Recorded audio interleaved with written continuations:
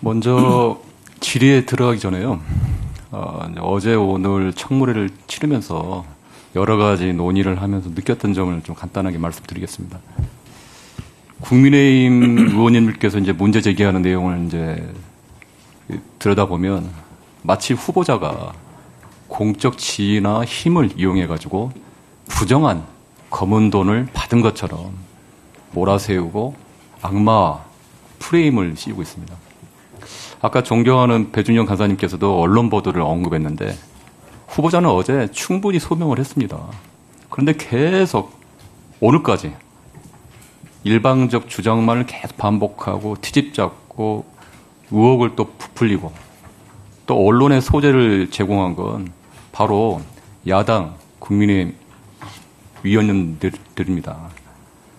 후보자는 거액의 납세 의무, 추징금을 외면하지 않고 이행을 했고요. 오히려 불합리한 증가산세를 전액 납부하고도 환급받지 않았습니다. 저는 그게 공직자의 자세라고 저는 생각합니다. 제가 어제 질의할 때 언급했던 신사법 광고료, 모델료가 2억 원이었습니다. 그 당시 서울의 평균 아파트 25평 가격이 2억입니다. 아마 그걸 그때 샀더라면 지금 10억 정도 가치였을 겁니다. 후보는 지금 집이 없습니다. 아마 그때 샀었으면 지금 집이 있었을 거예요. 그 돈을 2억 원을 결식아동에 기부를 했습니다. 후보는 민주화 운동으로 3년 동안 옥고를 치렀고요. 그리고 보상금 지금 계산하면 1억 5천 정도 지금이라도 신청할 수 있습니다. 그런데 신청하지 않았습니다.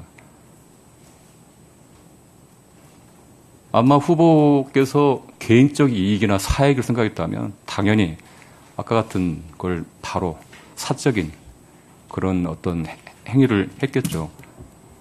저는 후보가 어제 오늘 청문 과정을 보면 사익을 추구하거나 국민의힘에서 이렇게 말하는 그러한 어떤 부정적인 검은 돈 그런 건 전혀 아니다라고 저는 생각합니다.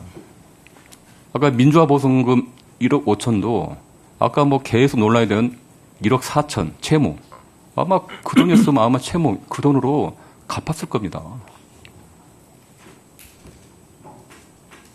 저는 김민석 후보자에게 국무총리 공직을 수행할 공적 윤리가 있는가 없는가, 자신의 사적 이익보다 공익을 우선했는가 아니 반대인가를 판단하는 자리라고 생각합니다. 그런데 이미 밝혀졌습니다. 아마 후보자가 공적 윤리가 없었더라면, 만약에 그렇더라면 부끄러움을 감수하고 지인들한테 돈을 1,000만 원씩 빌려서까지 수억의 추징금, 증여세를 모두 갚았겠는가 한번 자문할 필요가 있다고 봅니다. 공익보다 사익을 앞세우는 순간 국가는 병듭니다. 지난 박근혜 정권과 윤석열 정권 3년이 우리에게 남긴 교훈입니다. 아마 후보자는 본인이 피해를 볼지언정 공익을 우선했고요. 절제했고 부끄럽지 않게 살아왔다고 봅니다. 그리고 아까 제가 언급했듯이 공적 지위를 이용해 이득을 보긴커녕 평생 손해만 보고 살아왔습니다. 저는 이제 어제 오늘 청문회 보면서 이렇게 바보 같은 정치인이 있을까? 저는 바보 김민석이라고 제가 말하고 싶은데요. 자신에게 들어온 돈조차도 국민 앞에서 스스로를 절제하고 이렇게 물리치는 사람. 이런 사람이 과연 사익을 취했을까? 아마 이런 합리적인 의심이 듭니다. 여기 시청하시는 국민들이 아마 현명하게 판단할 거라고 좀 봅니다. 그런데 지금까지도 야당에서는 정치적인 어려운 시기에 개인 채무 변제 이 작은 과정을 사사건건 검찰 수사 표적 질의하듯이 트집 잡고 딴질 겁니다. 이래서는 안 되죠. 남은 이 질의 시간 동안 우리 야당의 존경하는 의원님들이 국정 능력, 정책 비전을 논하는 청문회로 좀 임하기를 진심으로 간곡히 요청드립니다. 질의하겠습니다. 후보께서는 여러 가지 이제 능력이 있는데 그중에 또 하나가 이제 경청하고 공감 능력, 배려 능력이 저는 있다고 봅니다. 지난 제가 어디 책을 봤는데 거기 또 그런 내용이 나와 있어요. 후보자가 지난 겨울에 항공기 참사 당시 새벽 기도를 하다가 하염없이 눈물을 흘렸다. 그거 심정을 밝힌 적이 있죠. 예. 예. 그리고 이태원 참사 이후에 이상민 행안부 장관을 탄핵하던 새벽에도 이 탄핵조차 기각이 되면 아무도 책임지지 않는 원인 없는 고통의 억울함에 부모들 가슴이 얼마나 찢어질까 하면서 또 눈물을 흘렸다겠습니다. 당시 어떤 심정이었길래 그렇게 눈물을 두 번이나 이렇게 흘리고 그렇게 하시죠?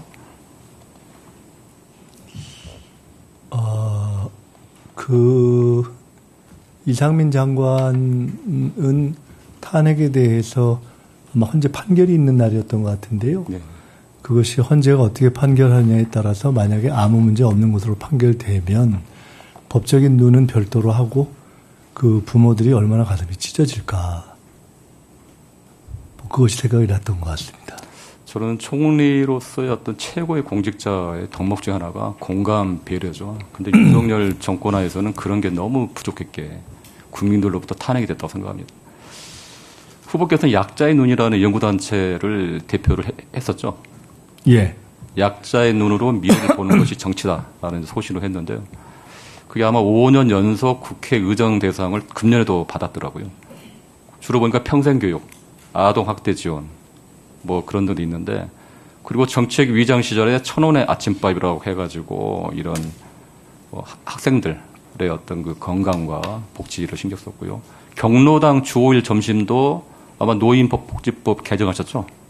네, 제가 제안했고 정책을 그래서 이제 만들었습니다. 복지 분야에 여러 또 약자를 위한 정치를 했는데 가장 보람된 정치.